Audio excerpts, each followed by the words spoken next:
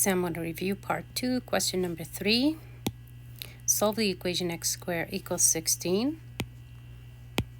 X squared equals 16. I can take the square root for both sides of the equation. Don't forget positive and negative on the right hand side. Now we get x is equal to positive and negative 4. So those are the two solutions that we have. Question number 4, solve 8x squared plus 4x minus 10 equals 0 by completing the square method. So the first step I'm going to do here, 8x squared plus 4x. Let me actually remove that. I'm going to do, the first step is going to be dividing every single term by 2. So I will end up with 4x squared plus 2x minus 5 equals 0.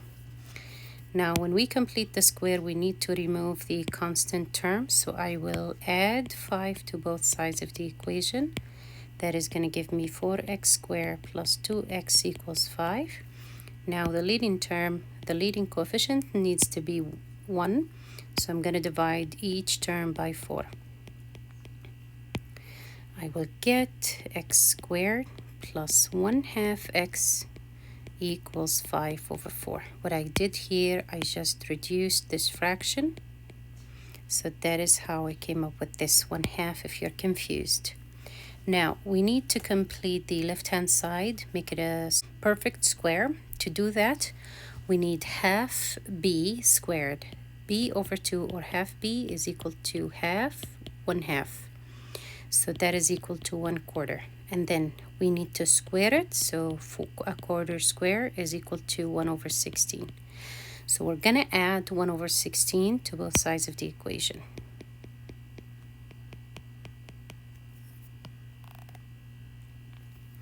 The left-hand side is going to become x squared plus 1/2 x plus 1 over 16 equals 5 over 4. We need it to have common denominators, so we're going to multiply the denominator by 4 and the numerator by 4.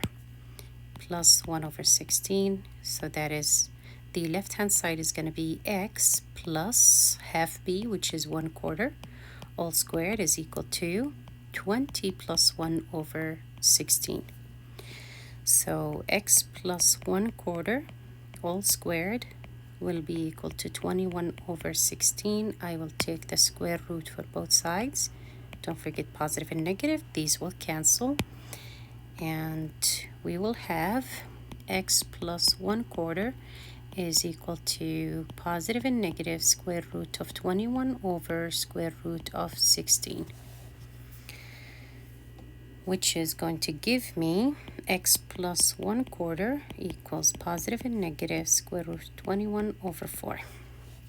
Now the two solutions are going to be, I will subtract 1/4 from both sides of the equation. So the solution is going to be x is equal to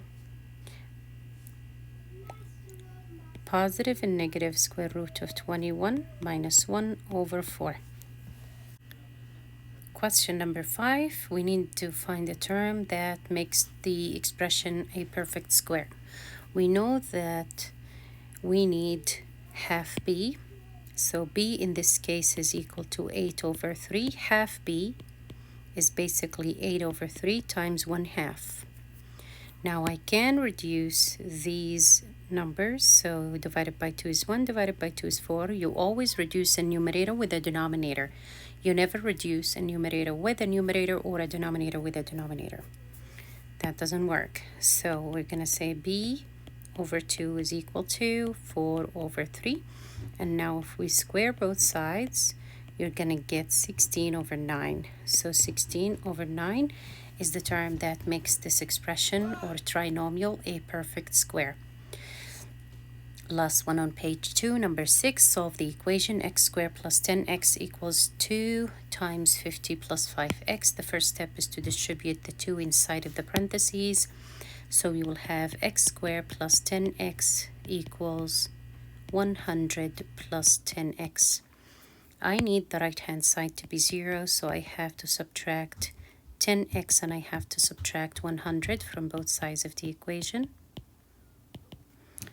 These will cancel, and the left-hand side is going to be x squared plus 10x minus 10x minus 100 equals 0. You will notice that these will cancel. The answer is 0 for them. 10x minus 10x is 0. So we have x squared minus 100 equals 0. This is a difference between two perfect squares, so we factor them as x minus 10, x plus 10, or basically you could add 100 to both sides of the equation and then take the square root, use the square root property. Now we can set each factor equal to 0. We will get the first answer, x is equal to 10, and the second factor equals to 0. We will get x is equal to negative 10.